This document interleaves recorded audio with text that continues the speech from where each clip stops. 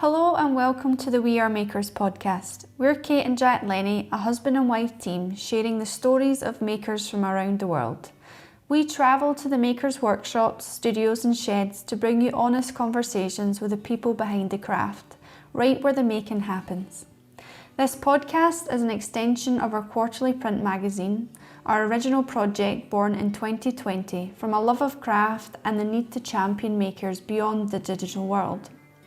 This podcast is a true labour of love, and if you enjoy what we do, there's a few ways in which you can support us.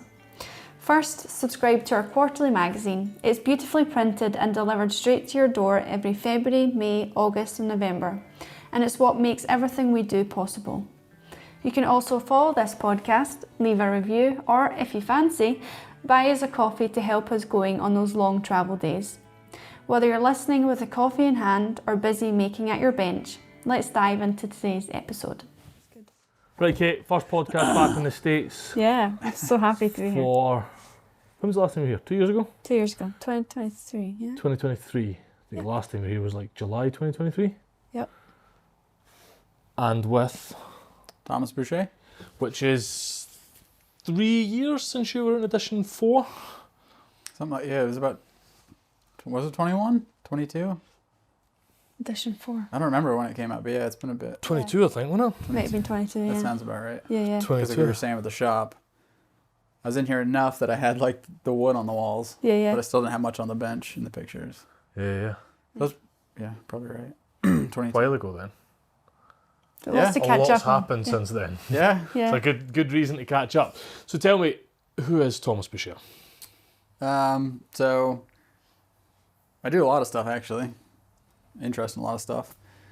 Presumably you're here to talk about my locksmithing. All your stuff. Oh yeah, We're interested in all of it.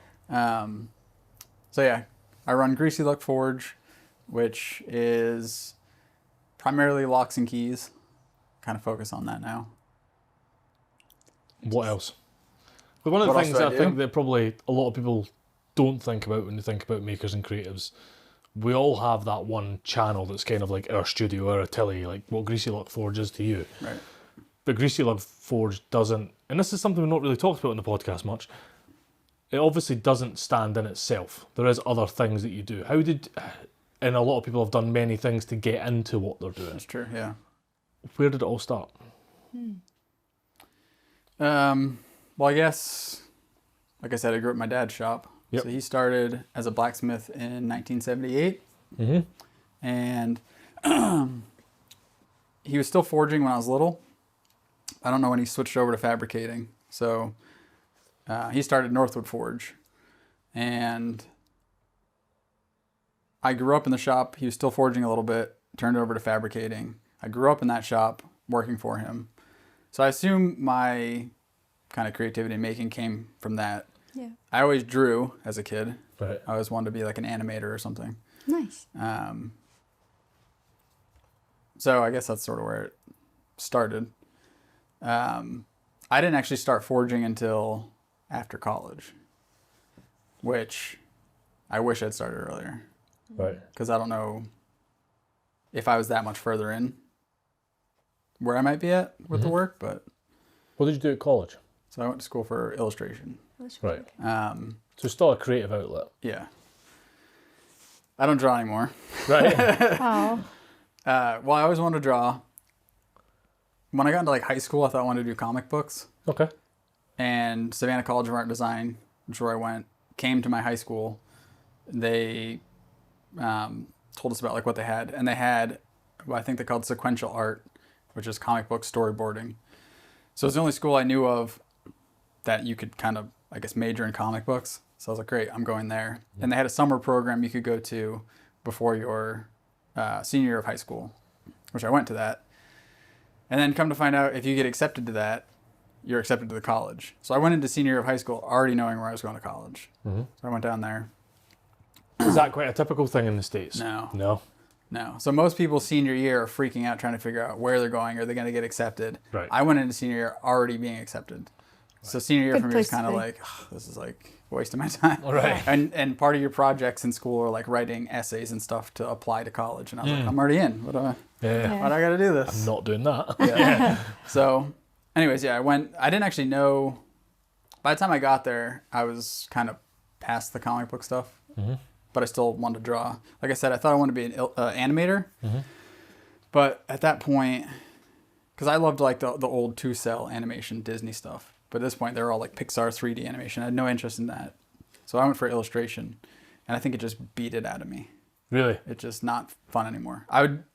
So I really don't draw now much at all, but after college, I was trying to be a freelance illustrator. And I kind of got to a point where I would just tell people, it's not fun to draw. I'm only drawing if someone's paying me. Yeah. It's interesting you say that, because the other illustrator, John Lee Phillips, that we know, he says very similar. Yeah. He says it's very repetitive. Yeah. Well, I think what it was for me, and this is probably for any creative thing really, so when I was a kid and you're growing up, everything, when you sit down and draw, you're drawing what you want to draw. Yeah. And that can go anywhere. You can do whatever you want. You can stop. You can switch to something else. But when you're doing it for work, you have to make the thing that the job is demanding. Yep. So my dad would say that about blacksmithing too. You know, maybe you want to make a thumb latch today, but someone comes in and says, I need a pair of hinges. You're like, well, I got to make hinges. Even though I want to make a thumb latch, Yeah. I got to make hinges. So I think that might have been what it was for me. Right. When I got to school, I'm only drawing what the assignment is or whatever. So it's not necessarily something I want to draw, but that's what the work is. Yeah.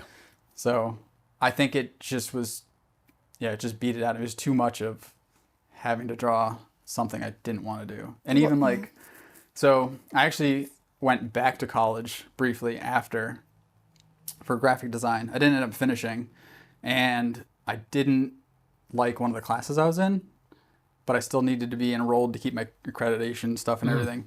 So I switched into an illustration class. Okay. Or no, a printmaking class. And the final project we had to do, I just wanted to make this one image. That's all it was to me, just the surface level of what the image was.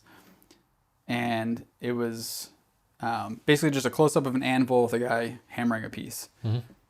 And the professor in the class, he wanted me to like put all this other stuff into it in this meeting. He's like, oh, you get like Vulcan and like volcano. I'm like, no, like I just want to. Less is more, so. Like that picture back there is basically like that. I just want to. Yep. And he wanted me to put all this like stuff and imagery and meaning. And I was like, we like, not overly, but it was almost like a little bit of an argument of like, no, I just want to make this picture. Yeah. I have no interest in putting all that extra stuff into it. And so I think it's just that. It's just constantly all this stuff of, it's the thing I like to do, but I don't like what I'm doing with it. I think was what it was. I don't know. How do you avoid that in the forge then? How do you avoid, because I think that could be something for everybody, right? The paying customer is the work, but that could be a problem in Greasy Luck Forge. So how do you avoid that? That is a good question. I actually thought about that a little bit. There is a little bit of that because you do have to do what the work is, but it doesn't bother me for some reason. Okay. I think because, at least with what I'm doing, I specialized. Yep. And so everything I'm doing is under that specialization. So let's say if I specialize with drawing, let's say I only draw dogs or something, I don't know. Yeah. And someone comes and wants a picture of a cat. It's not what I do. No. I only draw dogs. So here, like if someone will ask me, like, oh, do you do fire pokers? No, I don't. So I'm limiting the amount of work I can do, but I'm also not taking in stuff that I don't really want to do. Yeah. Yes. Does that make sense? So, there might be a lock I like making more than something else or I'm more interested in, but it's still at least within what I'm trying to do. So, yeah. So I think that's why I probably don't feel that as much. It's still there, but. And what is it that you do specialize in for anyone listening? So just locks and keys, or things related. So like I do these key swivels. Yep. Which I guess is sort of like a fancy 18th century What is it, carabiner. a key swivel. Is that what they call it? Yeah.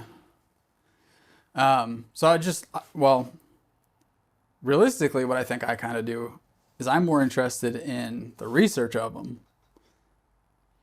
so that I can make them to a level I'm happy with. So I do a lot of research It's a lot of work doing research trying I to do find. almost more research than actual work probably half the I was time. going to ask that because we were reading over your edition 4 article on the way over. I say reading over it, we've audioed them all, so we can audio them while we're on the hundreds of miles we drive, which is a good point. Kate will put a coffee link in the bottom of this description. If anyone wants to buy us a coffee on the road, you can click on that link and buy us a coffee, because we're doing hundreds of miles to bring you these. Historian or maker? I would, a little both, but I guess maker. Yeah. Because I'm not just looking for information, I'm also using it. Yeah, I like it. Could you be the maker you are without being the historian you are? I don't think so. It's really interesting, is it? Because a lot of people see making as the standalone thing. But certainly with your craft and looking at, the 18th century Victoria and all these things that you take inspiration for, there's a lot of history in it. Mm-hmm. That history's not that prevalent in the US, is it? No, because, we're only, most things, probably 1700s and later.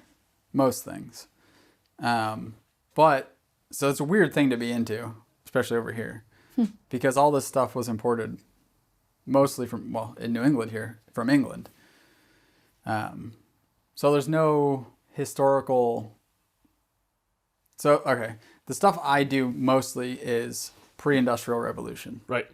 So there's not really any historical trade of that with lock and keys in the States. Mm-hmm. All of it was imported. There might have been blacksmiths that fixed things. Right. And there might have been a few one-off people that might have made a few things. But for the most part, it was imported. Traditionally all from Europe and the UK, yeah? Yeah.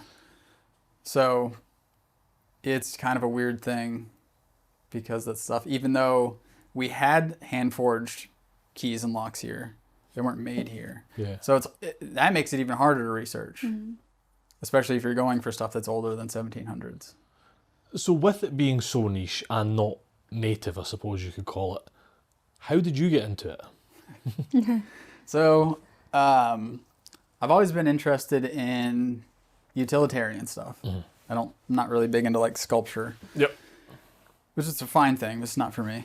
Then I also like stuff with like more complication to them, so moving parts and things that do stuff. And I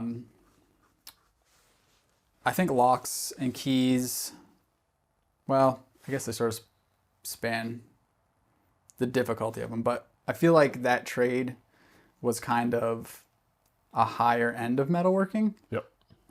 So to me, I look at it almost more as like a challenge. Right. So I like figuring stuff out, kind of puzzles. So figuring out how the pieces fit.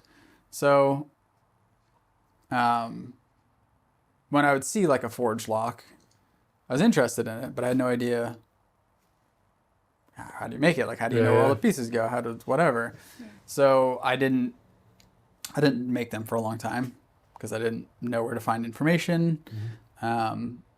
And so another maker, Seth Gould, this was maybe like 2015. I don't know when. He was posting some stuff on his Instagram.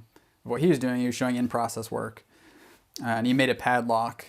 And it was open, you could see the stuff. And I think he might have had some posts of other parts he was making, whatever. So I kind of got an idea of what he was doing, like how it was sort of working. This is prior to you making before any I'd make stuff, it. Yeah. And at the same time, another blacksmith, Peter Ross, had put out a DVD on how to make a crab lock, which is a chest lock. And is that the sort of quintessential Disney lock that flicks over on itself? No? No. It's mounted inside. Ah, okay. And there's a piece in the lid that clicks into it. All right, okay. It's there's like two grabbers that open. And that's the crab part of it. The two grab, right? Okay. So he had a DVD on how to make one of those, but he didn't give like measurements and stuff. He just showed him forging it and gave a few techniques of like how to fit certain things. And so with those two kind of avenues of information, I was like, okay, I sort of get what's going on here. And so that little padlock hanging there was the first. Yeah. That was the first padlock I ever made. It might have been the first lock. That's I don't remember what I made first. That's the first one you ever made? Yeah. Dude, the first one I ever So made. it's crap. The construction. Well, so I started forging in 2012. So by the time I got to that point, I'd already been forging for like 4 years, maybe. Right. So. Okay. So Yeah, what were you doing prior to it? Just any blacksmithing. Oh, what was I making? Yeah. Bottle openers, because everybody does. Yeah. But just sort of like whatever I was kind of into at the Yeah. time. I didn't have a lot, so the nice thing about blacksmithing is you can make tools. Yeah, So I was yeah. making a few of my own tools, really crappy tongs and Yeah, yeah. whatever. I was really big into nautical stuff for a while. So just little stupid things with that. Yep. I was kind of interested in like whaling harpoons for a little bit. I did Yep. research on those for a while. But that's, again, kind of another weird dead market. Yeah. Right? There's not many people looking for whaling Yeah. harpoons. So, but yeah, it was just sort of, if I saw a thing I was kind of interested in, again, tools, because I needed them. And Yeah. But it wasn't like I was focused on any one thing. But it was weird. I kind of skipped over a lot of like the basics. Right. I kind of got into like just making stuff that's too hard for me to be making. You went right like- in the deep end. Yeah, like most people, their first things like S hooks or hooks for hanging on it. I've almost never made any of that stuff. Yeah. See, I like that because Yeah, I you're like love that. I'm like, stop, jumping in the deep forget end. the easy stuff. Like, why do I need to know the basics? I'll Yeah. burn myself making the hard stuff first, right? Right. Yeah, that's pretty much what I did. But so I made that padlock, which is really similar to the one Seth had posted at the time. I actually finished it in his shop when Oh, he was in cool. North Carolina, which is cool because there's some forge brazing on it, and I tried to okay, so maybe it was the second lock because I think I did the crab lock first because I tried to Right. braze the bit on my key and it went so bad. So he kind of helped me with forge brazing a little bit at the time. But as soon as I made those, like I was like, this is what I want to make. This is fun. Enjoyed it. And was it what you thought it was going to be that you enjoyed? The intricacy, the Yeah. things having to line up. Nice. Yeah. Well, I think that's also, I didn't go into it with that thought. I Yeah. think that's just sort of what I've realized about why I like them. Right. Okay. So I wasn't like, I need a project that's going to Yeah. scratch Yeah, these yeah. itches. Yeah. It's just, I think I figured that out. Nice. So yeah, I made those. I was living in Georgia at the time still. My wife and I moved back up here to New Hampshire, and I was doing a public demo at a brewery down the road, and this one woman came up to me, and I couldn't quite understand what she was saying to me. She mentioned something about some apprenticeship thing, and I thought she was asking me if I wanted to like take an apprentice of some kind. But I was like, oh, just give me your info because I was busy doing my demo. I was like, just give me your info, I'll look up whatever. So come to find out, she was telling me about, so New Hampshire has, what do they call it? It's the New Hampshire State Council of the Arts, and they have their artist apprenticeship grant, or traditional artist apprenticeship grant. So for traditional arts. And you apply as a master and apprentice. And only one person has to live in New Hampshire. The other person can live in an abutting state. And there's a guy in Vermont named Kevin Moreau that's all he does is makes keys. Yeah. Okay. And Locks as well, or just keys? locks and Locks keys. and keys. And I'd followed his work for a while. If you go online and you Google like forge or blacksmith, locks and keys, you're gonna find him. And he's on Facebook as Plum. Oh God, I haven't looked up in a while. Plum Farm Workshops, I think. Okay. Anyways, he's in Vermont, so I was like, oh, it's perfect. Like, he's in the state next He's over. next door, yeah. It works. It fits their criteria. I never talked to him really, aside from I maybe messaged him on Facebook one time, like, hey, how do you do such and such a thing or whatever. Yeah. So I asked him, I was like, hey, here's this like thing. Would you be interested? He's like, well, why don't you come out to my shop, kind of meet me, bring some of my work so you can sort of see if I'm worth his time, I guess. Yeah.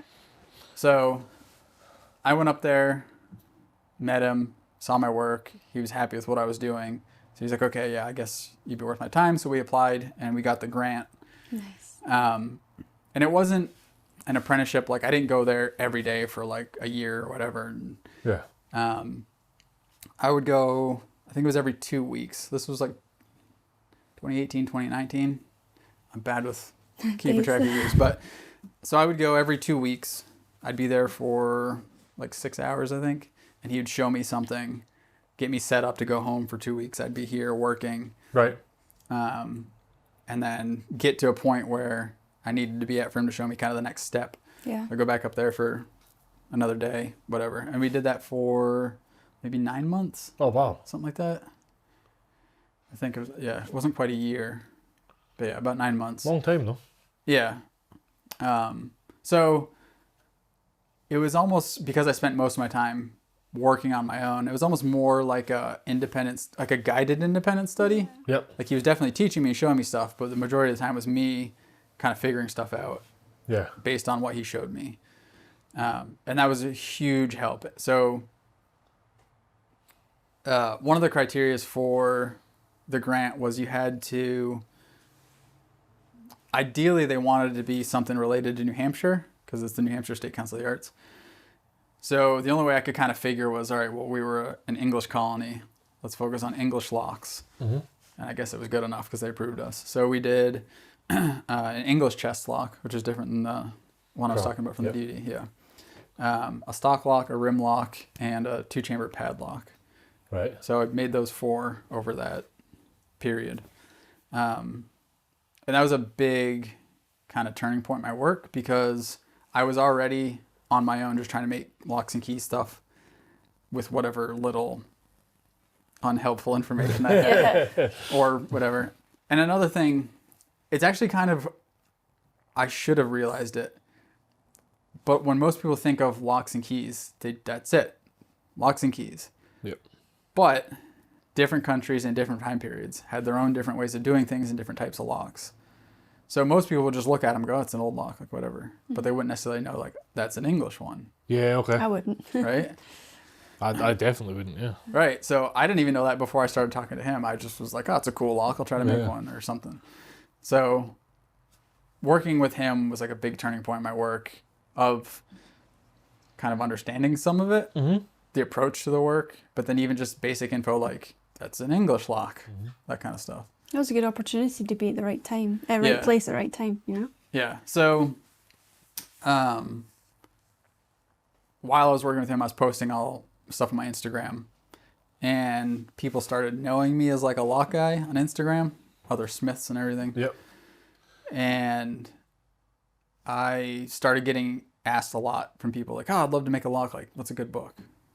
Which I was like, they're not really. Yeah. I don't know. And so that's why I wrote the first book that I wrote. Yeah. Talk more about that book, because that must have, as much as that's you sharing information, I've actually just finished reading Alex Pohl's book, Blacksmith, and it was phenomenal, wasn't it? It's the first book. I haven't read it, but It's the first book out with the We Are Makers magazine that I've read cover to cover that isn't like a engineering statistical book and really boring. But it was fantastic. Like, makers writing books about their own experience, and exactly like Alex wrote his, exactly like you wrote yours, about things they couldn't find out when they started. A really interesting concept. But that was the whole point of it was, so basically what I'm trying to do is write the book I wish I could have read. Yeah. It wasn't available. You are the user case, right? Yeah. Or you 5-6 years ago were the user case for that book. Right. How did you go about starting that? So, all right. Aside from me doing this, and aside from me running the fabrication shop that was my dad's, I also do book design for a small publishing company. Right, okay. They do children's books. So they're mostly like 20-page board books. Yeah. But I have done some longer books for them, a couple of like more like a youth book, I guess you call it. But then there was a point, they're not anymore, but they did kind of have more like kind of gift books, I guess you'd call them. Okay. Like a coffee table kind of book. Yeah. There's literally one that we did about coffee. Yeah. And those are longer pages, more images and stuff. So I had a good understanding of how to like What's required? make the book, not necessarily like printing and distributing and whatever, but like just laying one out and what goes into it. Because I do art direction and the book design, like the layout. Right. I don't do the illustrations. Right. So I was like, I got the information and I know how to put it together. So I was like, it just made sense to me to make one. Of course. Very well qualified to do it at that stage, aren't you? Well, hopefully. I don't know. So that's kind of how that came about. I had a lot of people asking me for a book recommendation. I didn't have a good answer. I had some information and I knew how to put it together. Yeah. And it just made perfect sense to me. Yep. So And how much extra did you have to then go? Because you knew some of the information, but that must have been quite informative for you as well. Yeah. Once you decide that you're doing a book about it, you need to make sure you're really right, don't you? You have to make sure that all the info's there. Yes and no. I don't claim to know everything with anything I'm doing. Yeah, of course. Because there's so much to know. Yeah. There's a lot of ways. So, I don't know. There's a lot of ways to do everything. Yeah, of course. So even if you look at... There's a lot of conventional, like, ways that things are put together. But even within that, there's variation. Because every shop, I would imagine, even though they're still following some sort of a template, let's say, they still vary within that. Mm-hmm. They must have their own ways to approach things, but also it's handmade.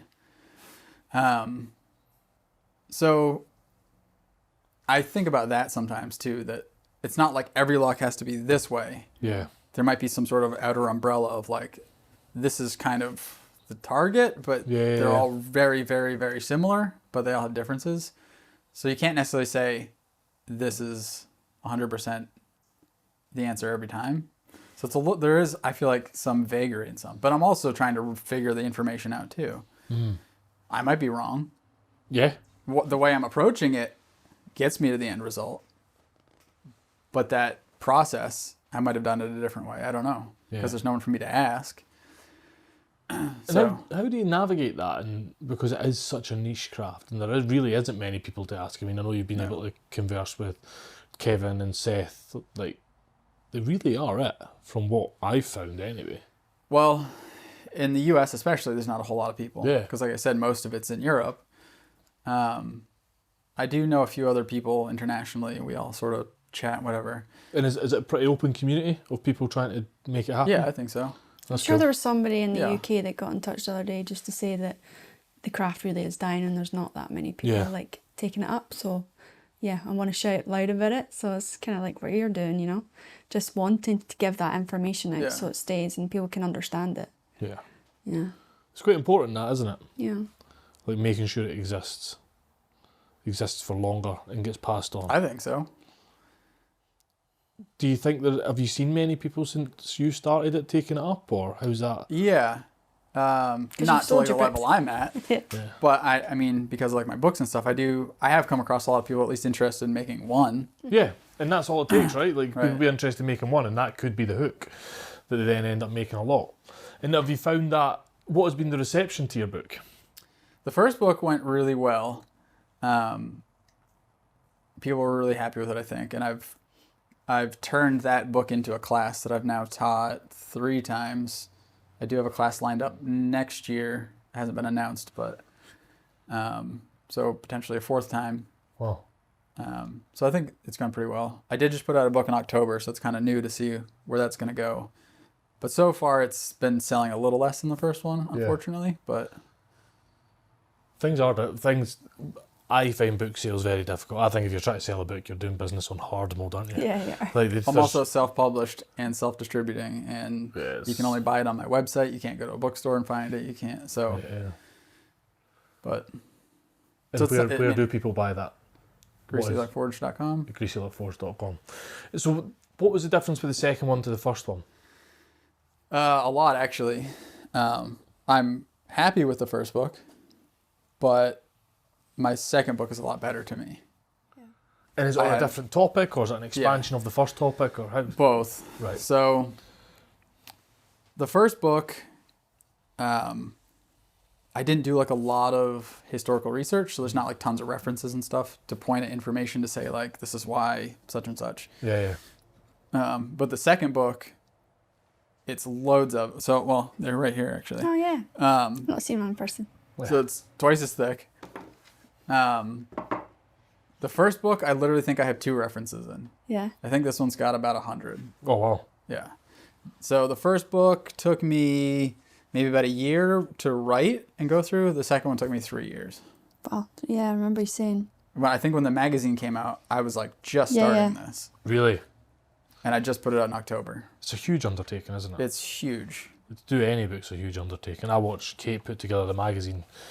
So for anyone that doesn't know that's listening, and obviously for yourself, Thomas, like the split is I try and work out the marketing and all the thousands of layers of logistics that go to getting a magazine around the world.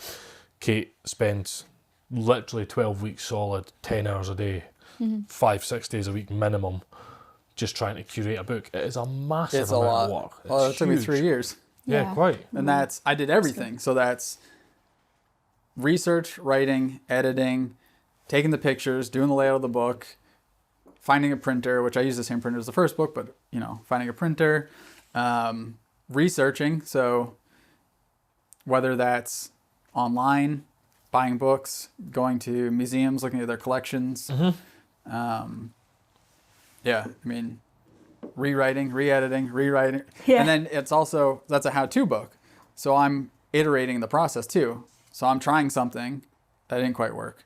Try something again, make an adjustment. Right. So I'm having to come up with the directions. So I have to figure out, is this, right? So if you have like an antique lock that you're trying to remake the same way, am I getting the same results? Like, how did they do it? And then having to figure that process out myself. It's not just does it look the same, it's does it perform the same? How did they do it historically to make it the same, right? As much as I can, because no one's teaching me. I'm having to look at the pieces and work it out. Do the research, So was there points in this book where you're researching things, finding things out, and then having to almost back work? Yeah. Yeah. That's why it took so long. One reason why this took so long, I didn't even realize what I was getting into with the forge brazing on this book. Yeah.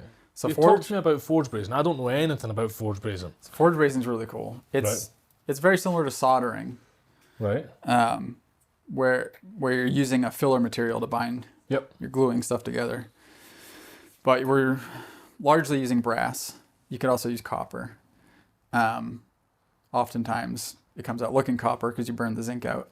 Right, okay. Brass, so you're joining two pieces together with melted brass. Right. That's what you're doing. So the brazing I had done up to that point was just taking a piece, attaching another piece somehow.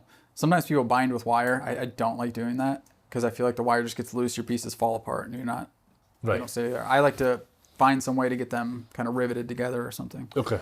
So they actually stay together, so when it's in the fire, they're not going to move on me. So all the brazing I'd done before this was just that. 2 pieces, chuck it in the fire, braze it, boom, done. Which I go over that process in here for making like a key. It's like this little key here is brazed. So if you look at it, you can see some little bits of brass. The brass here is just residual. It's not joining anything there. So this key is... It's for that kind of half-heart padlock. And I literally just seen the picture of it. You almost do it the same way that they do an axe head, where it's you wrap. Oh yeah, wrapping it, yeah. But it's not welded; it's brazed. It's brazed instead of fillet welded, yeah. Instead of the reason why it's brazed and not welded is because that's so small. You're gonna risk. So it's done this way. Yeah. So that's the process I figured out how to do this. Page 35 for anyone listening to this that buys your book. So that's kind of the easy way that people braze. Most people now will just use a torch. They didn't have torches. So that's the way I've seen that's fillet brazing done for like bicycle frames and stuff like that. But I did this in a coal forge. Right. So you're heating the metal up and then adding the brazing filler material afterwards? Yeah, so it's like a rod about this long-ish. And just melting it in. Yes, but when you braze, you want the heat from the piece to melt the brass, not the fire. Say that again, you want the heat from the piece to melt the brass and not the fire. So when you touch the brass to the piece, the heat from the contact is what you want to melt it. Right. So there's that I cover. But what I didn't know when I got into this book, because I know that locks are forged, not all, but brazed locks are brazed. Yep. You have to figure out how to do that. I thought it would just be as easy as chuck it in, braze it, like everything else I've done. Yeah. Not that easy. I know Kevin does them that way, but I don't know his process. I haven't asked him about it. I didn't really want to because I wanted to figure it out for myself here. That way I'm not stealing his info and whatever. Yeah. So the first time I tried to do it was a utter failure. And the reason being, right, you have a hollow lock. This piece is going to get hot. Mm-hmm. But then there's a insulating pocket of air inside. This piece doesn't get hot. I can't braise the underside though. I can only braise what I'm seeing. Yep. But if the side's not hot, I can't braise it. When I flip it over to heat this side's going to instantly start cooling because now I have that insulated pocket inside. So I was finding that I can't get this hot enough to braise it. I don't understand. And this has all been braised in a coal or coke forge, right? It's Yeah. not with a torch. Nope. Right. So I sat down. I was like, okay, I know this is possible. How is this done? So I started doing a whole bunch of research, and I realized that what they used to do is they would coat a lock in a clay covering. Oh, wow. In clay. Yeah, clay Oh, wow. shroud. And braise it that way. So you bake it inside this clay. So cover it in clay. I mean, it's a little more In than the that, forge. but yeah. There's a whole process. Yeah. Yeah, of Just course. clay, but yeah. But and then you're putting it in the forge to heat up throughout. Bake it, yeah. And then so, ideally you end up with like a fully plated lock. Well, there you go. So are you putting the brass in this? Yep, everything's inside the clay. In the clay. Everything's in there, yeah. Right, okay. And then you're presumably buffing it off to get this this finish. Yeah, you can still see like all the seams. So really this Brass. whole thing has been forge brazed. Yeah. You're just keeping it in the seams and buffing it off where not required if that's the aesthetic you're going I just for. file it. Occasionally I'll sand some. I'm kind of lazy. I don't like sanding and polishing. I just file. And I kind of like the texture the Yeah. files give. So this is just filed. How did you discover that one? That was a lot. Because I So would that all right. not So want that one out. first of all, just finding the process was one thing. Then I had to figure out how to do it. Is this the key and- for this? Yeah, that one is. You might have to put a little pressure on the shackle for. No, it came straight out. Okay. Don't discredit your work like that. So just finding out about the process was one thing. Then I actually had to figure out how to do it. So there was almost a year in the middle of writing the book where I had to just troubleshoot this process. I didn't even know about this process when I started the book. So a whole year just to work out that process. Yeah, kind of. Research and hands-on experience of trial and error. And Well, that's it, isn't it? It's the tacit skills of it. You know, you can read it, but actually doing it is the only way to well, and then truly with work reading out. it, it was in 18th century French. Oh, wow. Sweet. So I had to translate it. And a popping it into Google Translate was close. Dude, you chose doing craft on hard mode, like. But it wasn't fully there. Because there's like 18th century trade specific terms that Google doesn't know. Yeah, of course. So there'd just be like a word that didn't translate. It's still a French word, and you're like, well, what word was that? And I'd have to go then find that translation. But also, when you look up those books, they give you a broad understanding of the process. They don't Yeah. give you the fine details. So I had to figure all that stuff out too. So I had to find multiple sources of information plus doing it myself. So it was You enjoy that though. You like Yeah. this sort of. yeah, Yeah. I like Yeah. problem solving. It's a puzzle. I like, Yeah. that's what the locks are for me, like we said. So doing the research is just as fun for me because I'm trying to find the answer for Yeah. whatever question I have. Was this quite a secretive craft? Yeah, yeah, because it's security. That's If everyone knew exactly how my to, thought, yeah. right? If everyone knew how the lock went together, there's no point in putting a There's bloody no lock on it, right? So you can understand why the documentation you found was just very general. Yeah. And then people would then kind of take a twist on it and different blacksmiths would do it. Presumably in the old days there'd be, certain legendary craftspeople. It was like the unbreakable lock kind of thing. You could see that Yeah. being a thing. Yeah, the Bram lock probably. The what? I think the Bram lock. The Bram lock. I think that was the one. That Cool. was like the one where they're like, if you can pick it, you can whatever. Tell me more about that. I don't know a whole lot because that's later than the stuff I study. Right. I think it was Bram. But yeah, there were some guys, I think in the 1800s. There were maybe two different companies. Again, it's not my area of expertise, Yeah, yeah. but they had kind of like the unpickable locks. Right. And so I think they would go around and have expos, like a lock. Like if you could pick it, I don't know what the prize was. I don't know if it was just bragging rights or if they had a money prize. Yeah. £5. Yeah. There's probably bought you 4 houses in half a street back then. Yeah. But that was their thing. Eventually people did pick them, but Yeah, I don't know a whole lot about it because I didn't, like I said, a little later than my. And where did most of the research come from? Was it France? No. So, well, that's another thing I was trying to find about these. I was trying to find where these were manufactured, and I couldn't like pinpoint where exactly. So, the thing is, a lot of people might be familiar with Diderot and his old encyclopedias. He has one of these. It's called a half-heart padlock. One of these is pictured in there, and so he was a French, I don't know, writer, editor. I'm not sure what his title is. But yeah, Denis Diderot, he put out a series of encyclopedias. If you've looked up like 18th century crafts and stuff, you've probably seen some of his. There were other people that did them as well. But anyways, he was French. He has these pictured in there. And I think so a lot of times these get associated with France. Right. And do you think it's because of his encyclopedias they get associated with France? Now, yeah, probably. But so that was the tricky thing because they have a lot of German characteristics to them. Right. So they're right next door, basically. Yeah. And so in doing that research, I came across some German books. I think they were 1800s. And there's one book in there that calls this a Parisian lock. Was this a Parisian lock because it was made in Paris or because it was exported to Paris? Right? Like, I don't necessarily know. But being so close, they could have been made in both places. I don't know. Yeah. Well, but certainly many things today are, aren't they? The design's manufactured in multiple places if it's successful. Right. There's no reason why it would be different. Yeah. They have a lot of German characteristics, though. And what's the characteristics between a German and a French lock? So through the research I did, one would be a lot of the brazing.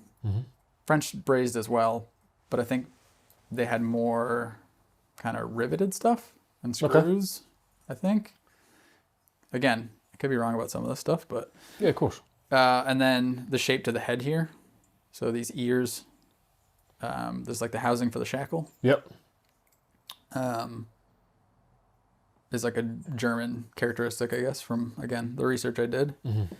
And all this stuff's in there. Yeah. Basically what I'm telling you. I have like sources of books where a guy don't tell us too much because we want people to buy the books. Exactly. But there's a source in there where a guy basically explains, like, you know, the head of the padlock with the ears and... Yeah. I think the way the key's shaped too. A lot of German keys are kind of like that. Yeah. Because the only thing I can really liken it to is like traditional engraving. So like traditional scroll work. Germanic and French scroll work is very similar. But there is sort of key differences you can tell through the ages from different areas. And it's the only thing I can really liken it to. Weldon Lister kind of taught me, or certainly told me about it. I don't know if he taught me, because I don't know how much stayed in, but he's just a wealth of knowledge. It's crazy. So tell me about all the keys. Are obviously there's security and there's keys difference as well. I noticed over there you've got your storyboard. We talked a minute there about brazed keys. Tell me about forged keys. So they're such a pretty thing in themselves. Yeah. I like keys. So I've got a very normal house front door, but I'd love a key like this. They get really complex too. Yeah. These are pretty basic. So both ways are a perfectly fine way to make a key.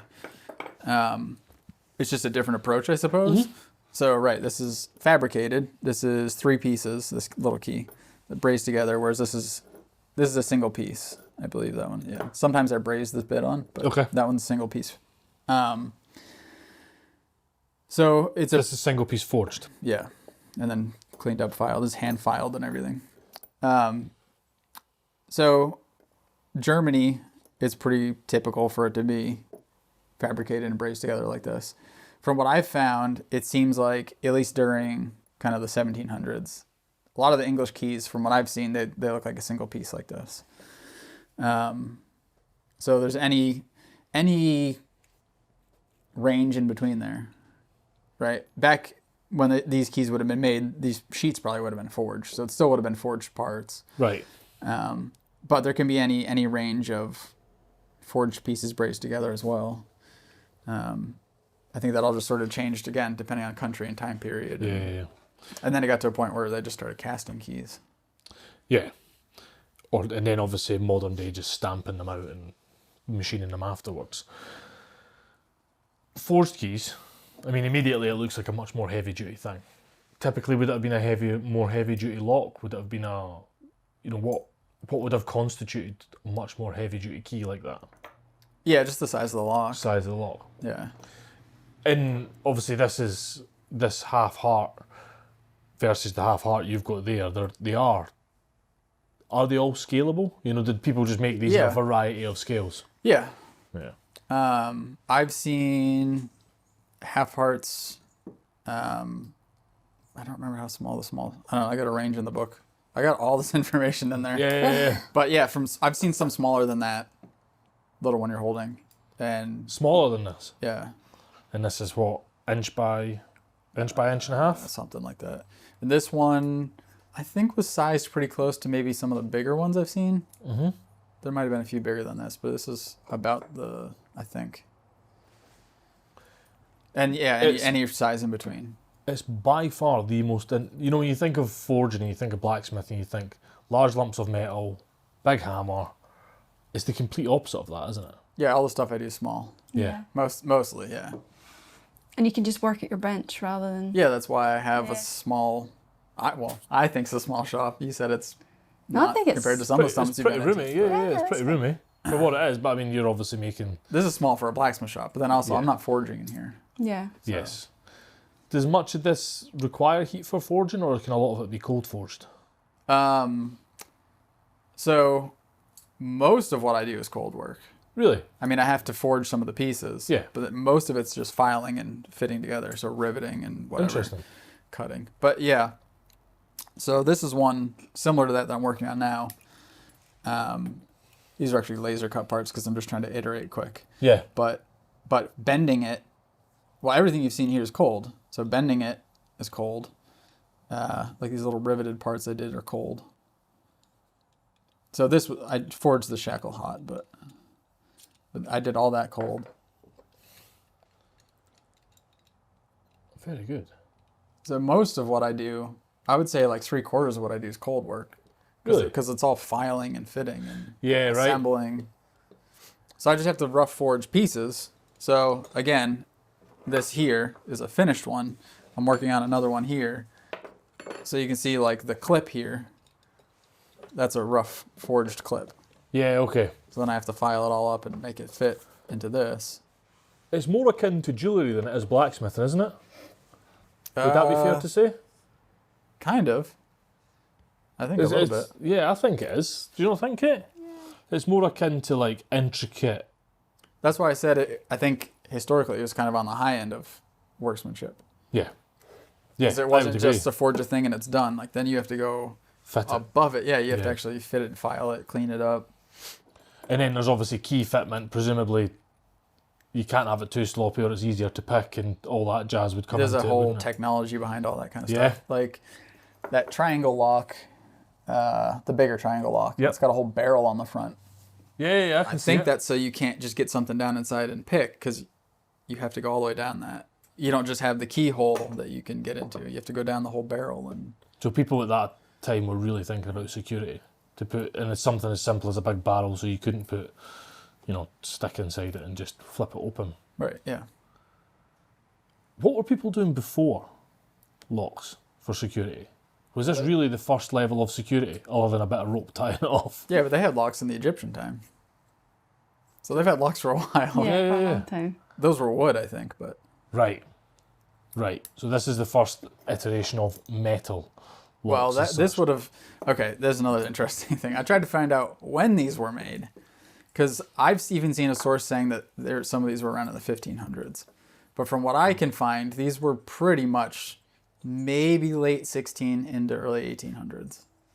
But for my money, on the research I did, these are pretty much 1700s, as far as I'm concerned. But there's other people that'll say 16.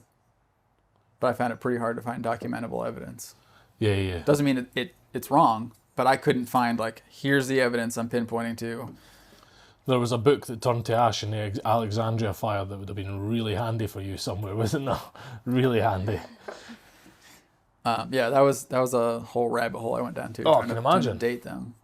And it might have been easier if I actually was in Europe. I could have gone to France and Germany, and Yeah. because who knows, there might actually be that evidence there, but not speaking French Yeah. or German and not being there makes it a lot harder. So I just had to do with what I could find on the internet for that. You've done pretty well.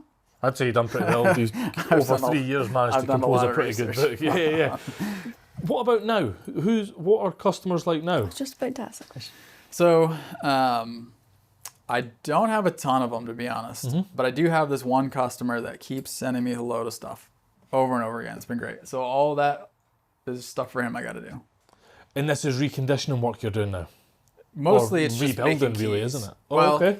it's typically just keys, because a lot of times old locks don't have keys with them. Yeah, of course. But if something's broken on the lock, I'll try to get it in working shape.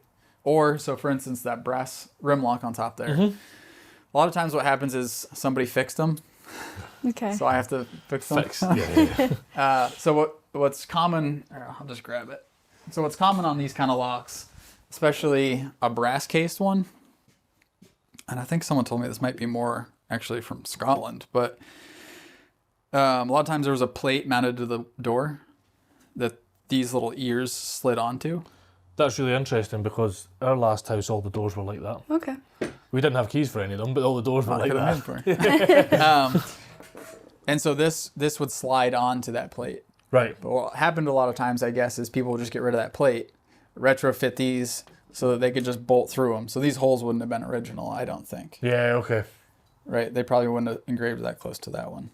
I'm guessing. You wouldn't think so, It's right? a weird place to put one. But, so when they did that with this lock,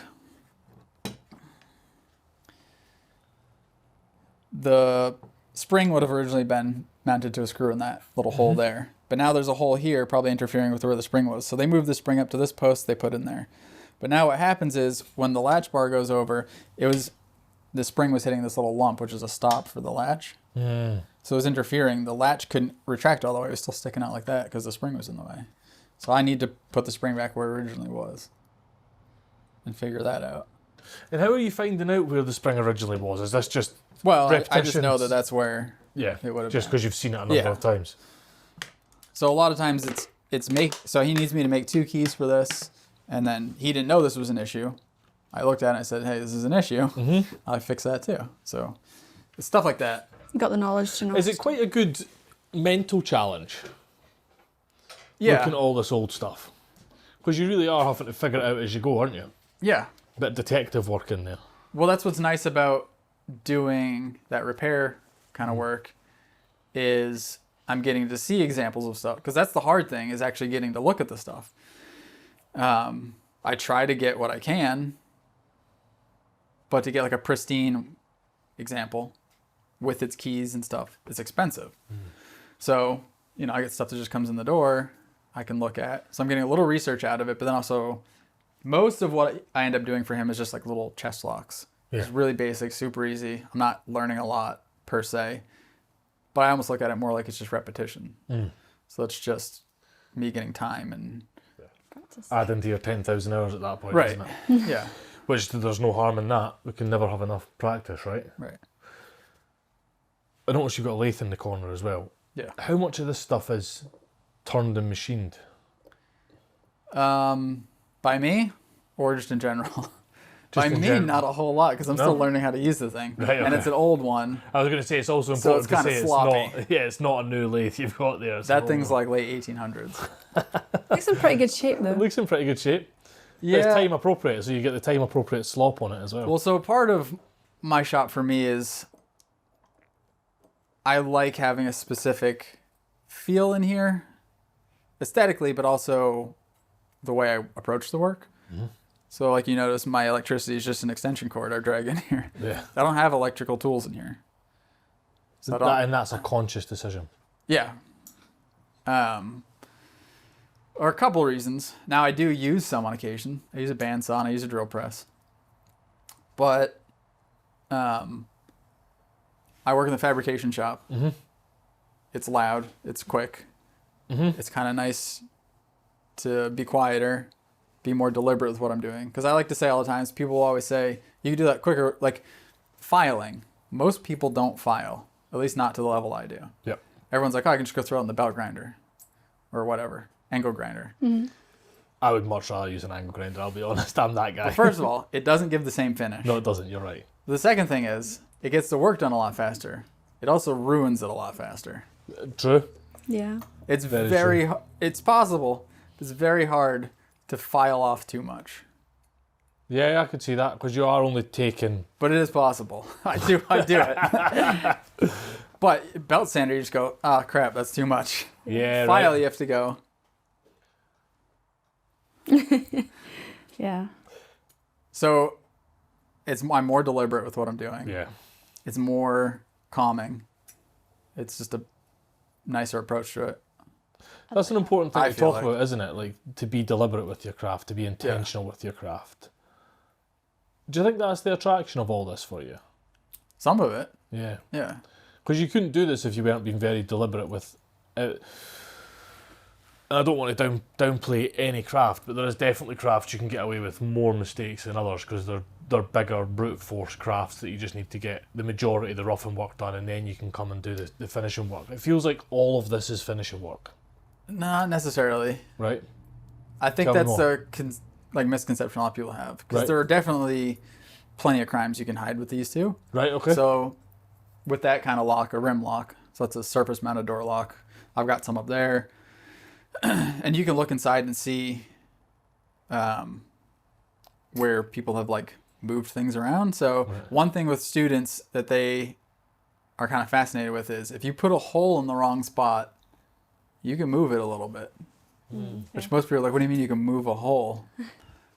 You can move a hole. Yeah. If you put a hole here and you want it to be a 1/16 of an inch over this way, you can just peen material over and then open it up with a file the way you want it to go. So if you look in some of the old locks, you can see where material had been peened. Right, okay. To move things, tighten them up, or to stretch something. So what I call a staple that holds the bolts into a lock. If one leg's shorter than the other, you can kind of peen material a little longer to get it. So there's plenty of ways you can, I don't know if that's a screw up. Yeah, That's right. just you're making it fit. You're making it work. It's a Yeah. fix, really, isn't it?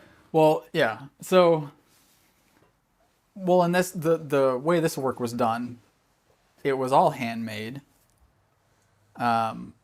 It wasn't like today where things are just spit out of a machine and they're interchangeable parts. Nothing was interchangeable. So if you look at some of the old locks, sometimes you'll see Roman numerals in them. That's so they could keep track of it. Right. So from my understanding, if this was like a production shop back in England somewhere, you'd be making bolts all day long. You'd be making staples all day long. I'd be making screws all day long. Mm-hmm. And then down the end of the line, there'd be some guy at the bench with a pile of bolts, a pile of staples, a pile of screws, a pile of whatever. Yeah. So he'd have his lock case and he'd go, all right, that one looks pretty good. That one will fit. This is case number 1. This is staple number 1. So that way if he puts it back down on his bench, he's not going to mix it up with lock number 10. Because they'll all be ever so slightly different every year. Because once you fit a piece to that lock, it fits that lock. Yeah. So you can't just, now if you need to get something repaired, you go, oh, I need part number 27. Just mail me a new one. I'll put it in. Yeah, because the tolerances are much higher. You couldn't do that then. You had to fit it to that piece. So if you have a piece that's just a hair short, but you need to fit, you just stretch it longer. Yeah. What about big projects on the horizon? Have you got anything? There must be locks that you've come across that you're like, I need to make one of these. at some Yeah, point." I got one on the bench over there. Yeah. Oh, yeah. Brilliant. What do they look like to you? Are they just personal pieces, or are you looking out for commissions? Like, So I'm kind of weird with my work. Oftentimes when I first approach something, I'm making it because I want it. yep. I have a really hard time selling something I made because I wanted it. I have to go into something knowing this is going out the door. Okay. Otherwise, I want it. Right? So a lot of times the first one I make is mine because it's Number one. I'm making it because Yeah. I'm interested in this thing. And a lot of, like I said, a lot of what I do is research. So a lot of times making one is research because I have to figure it out. That's not to say I wouldn't do something if someone needed it. But so this one here, it's a French coffer lock that I'm working on. For anybody listening, you'll just have to watch me. Yeah. It's heavy because there's a bunch of blocks inside, just to kind of mock that up where it's supposed to be. So this would be inside of a chest. Right. So the top of the lock's here. So for me, this is not only learning how to make this kind of lock, but getting a little bit more into more detailed end stuff. So most of the stuff I've done to this point has kind of been like basic stuff. So like this is, you can decorate these more. A lot of times they're engraved on this little strap, but they're relatively basic. There's not a lot We're of using basic very loosely, there, by the way. But there's not a lot of ornamentation on it. Right, okay. I guess is what I'm saying. Right. Whereas this would be more ornamental. So like this little trim piece. The profile to it, plus all these little cuts. This is another piece for it, which was, again, another project for me to learn how to use my lathe. And then the keys for it would be really ornamental. Was there status attached to locks in your research, you think? Yeah. Because it does feel like if that would do the same job as that, why would you not have that? You know, where if something's got a big fancy lock on it, it's like there's obviously something valuable behind it, which usually means there's someone with status that owns it, right? There must have been a whole status behind locks. Some of it, yeah. Yeah. But then it also is what you're securing, because like I said, this would be a coffer lock, so presumably it's a big box full of money. Yeah, right. So you don't want a little Yeah. dinky lock on there. So oftentimes, there would have been this lock, but then sometimes they would also have additional straps on the sides with padlocks too. All right, okay. So like a lot of people are familiar with a Nuremberg lock. It's like a big metal case. There's usually a lock in the lid, the whole mechanism moves. And then those usually had 2 padlocks as well. Explain that to me. A lock in the lid. So it'd be a big, like a box, right? Yep. Completely metal, maybe a wood lining. And there'd be a mechanism inside the lid. When you lift the lid up, the whole top of the inside of the lid's a lock mechanism. So you'd turn the key and there'd be like 10 bolts that would retract in the lid. Ah, okay. So similar to what you would think of as like a safe door. Thinking Sort like, of, yeah. What was the Harry Potter with the wee gremlin guys? You know, it's that kind of thing, isn't it? Where all the pins pop out in all the directions. It's pretty. Yeah, it's pretty, right? So even though the whole lid is a lock, a lot of times those also had hasps that 2 padlocks would go through too. Right, okay. You fancy making one of them? At some point I'd like to, yeah. Yeah. Big project though, right? Yeah. That is a big project. Lots of moving bits. This would have just been on a wooden box, but... And typically, is still that had. what they would be? They'd be like a big metal attached to a wooden box. Like this, you mean? Yeah. So typically a big lock like that, and obviously a lot of the other chests you've got are just straight on wooden boxes. That's kind of when I think of chests, that's more what I think of. Yeah. Whereas the other one you're describing is a physical metal box, almost like a vault at that point, isn't it? Yeah. And then well, later down the line, they did actually make like big safes and stuff. They have a lot of those in like Italy. Oh, okay. Like a hobnob safe, I think they call them. They got big like domed headed rivets all over the bodies and. With the same sort of mechanism inside. No, those would be different. Those they actually call them safes at that point. Big safe. Right. And that's the sort of turn handle, move all the mechs inside. Not those ones. Those are the ones that have like 3 keys and you got to turn it halfway and push it in further and use a little pit. Like Yeah, what's all that about? I thought that was just like mythical. It's just the look good security, right? I guess. So they are a real thing. They're not just like mythical makes a that's good real, Disney show. No, that's a real thing. That must have been wild to be the sort of forefather of all that, like designing Figuring that out. Yeah, I don't know. yeah. I don't know how you'd go about engineering that. Just off like no one's made one before. I often think that even in like modern day engineering, like I operate a pretty robust CAD system that I can see how things move, and a lot of these guys prior to CAD were doing it on paper, and I think that's wild. But then guys previous to that weren't even doing it on paper, like they're literally making it to go. Because what you're describing there, each key turn is effectively a lock in itself, isn't it? And then there's the main lock that pops. Yeah, so you can find videos of those. And usually they'll have some sort of key ring. It'll probably have 3 keys and like a little pick. Right. That looks, pretty much, this is just like a nut pick, but basically like that, just a little pick. And oftentimes, so when there'll be like a hinged cover over a keyhole, and where that little latch to keep that closed goes in, sometimes there'll be like a little button in there. You need the little pick to stick in that hole to open something else. It's like crazy. I haven't gone down that rabbit hole too far. But Yet.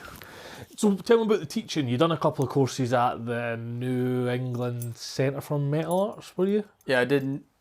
NESM, New England School of Metalwork. School of Metalwork. I did one at Center for Metal Arts, and then I did one at a local farm here, Sanborn Mills Farm.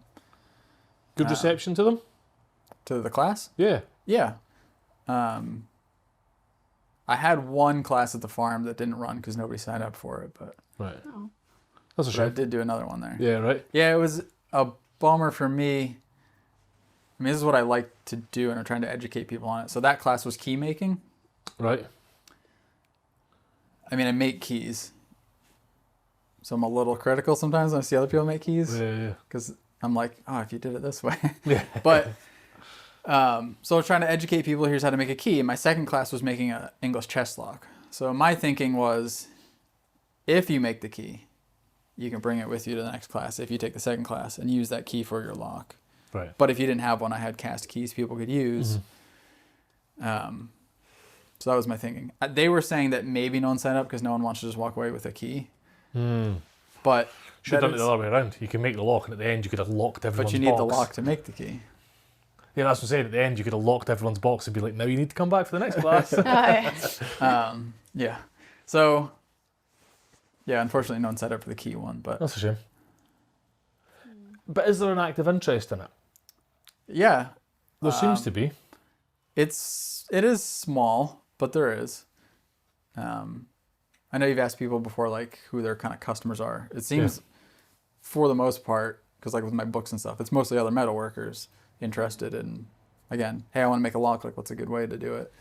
So, It's not something that's like, school, I want to be a locksmith. Or... No, it's really not, is it? No, so... well, it's hard too, because technically, I'm a locksmith, but that terminology is still used for people practicing today as locksmiths. For people that change the barrel in your normal house lock, right? I'm actually smithing locks. Yeah.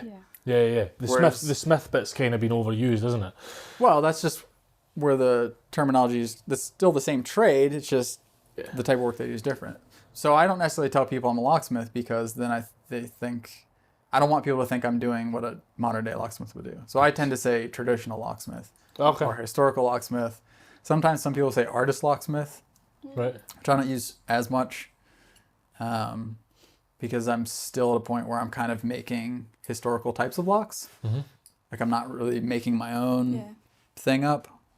Although I tend to think of them sometimes more as like, well, it's hard because like obviously I'm restoring stuff people are using. Yeah. But then also some of it is just like I like locks just sitting on my shelf. Yeah. So at that point it's more of an art piece than I don't think of myself as an artist, but it's more of a like piece than it is like a useful object if it's just sitting there. But yeah, I hear that. Hard delineation. We have this conversation not always on camera or on podcast, but certainly with a lot of makers. Like, what is the point where craft becomes art, and can craft be art? Can art be craft? There's an overlapping. Yeah, it's definitely overlapping. Yeah, but they're not mutually exclusive. Yeah, because you can make art without any craftsmanship. Yeah. And you can make something that's full of craftsmanship that's not art. Yeah. Yeah, it's funny. But then you can also make a piece of art that's full of craftsmanship. Absolutely. And a piece of craft that has art. Yeah. Like I think about that. I think about that often in the like the saddle world's a good example of that, where like saddle makers will make a very utilitarian product, but then embellish it in stamping or in engraved silverware. That's a really good example of that. Or a knife. Or a knife. Or a knife. A knife's a good example of that. Yeah. Absolutely. Yeah. And then I look a lot at what Weldon does. Like his is absolutely a craft in the engraving, but it has to be artistic to be able to pull that craft off. You ever thought about that? Yeah. The way I sort of look at it is with the art side, I tend to think of that more as like someone's trying to make some sort of a statement, like have an idea behind the piece. Whether or not you understand that, I guess, is irrelevant sometimes. Yep. But they're at least like, I want to make this piece to represent such and such or whatever. Right. So you don't have to have craftsmanship to do that. No. Like one of the ones that drives me nuts is like, who is it, Duchamp or somebody that took like the toilet and turned it? It was like, oh, it's a water fountain. Yeah. And that's art now. Like, It's not. there's no craftsmanship there. Yeah, quite. That person did absolutely nothing. They just took an object that someone else actually made. Yeah. But you can make a beautiful thing. Like, I think keys are beautiful. Absolutely. I wouldn't beautiful. call this a piece of art at all. No, but I would say it has been made in an artistic way. I would just say that's craftsmanship. Because I'm not making any statement behind this. I don't have any. It's just an object. Yeah, I see what you're saying. Yeah. But equally, if you were just going to craft a good key, you could make a key of just as good a quality without the embellishment across it. Right. And that, to me, would be and I don't know if I'm right. In fact, I'm based on historical and the rest of my life, I'm most definitely not correct. That would be, it's almost the utilitarian versus the embellished version of it. Do you know what I mean? Like, to me, that's how I would delineate. And actually, I'd be really interested to know what more people think of this. This might be my popular question of the tour, Kate. Because at what point does it become artistic? You know, you've taken extra effort to make these pieces. Yes, they don't represent something, as you're saying, but they must represent something, or you wouldn't have put them on.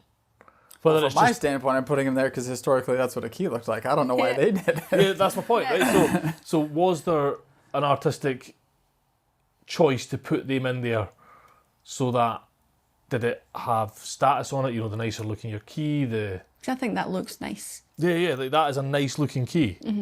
Yeah. If I had a key like that, someone thinks I live in a nice house in the 1800s. You know what I mean? Yeah. Or you're just like, I mean, that could just be, extra. again, that could just be my own interpretation of what art versus craft is, though. Because That's to me, exactly it. I still think you can make a beautiful thing like that.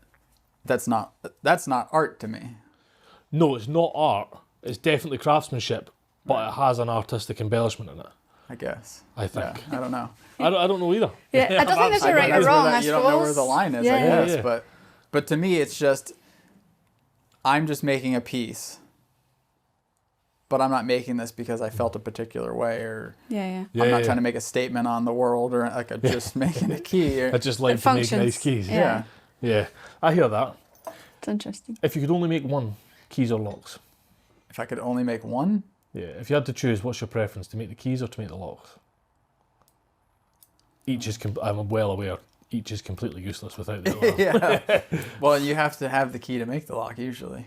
Well, I guess the other way around too. But What do you prefer making, I suppose? I prefer to make. Personally, like the key would be more fun to make, but then... Yeah. I'm trying to decide because keys can get pretty wild. I can show you guys some books. Please do. I don't know. This spring mechanism in this little key clip is stunning. It's so nice.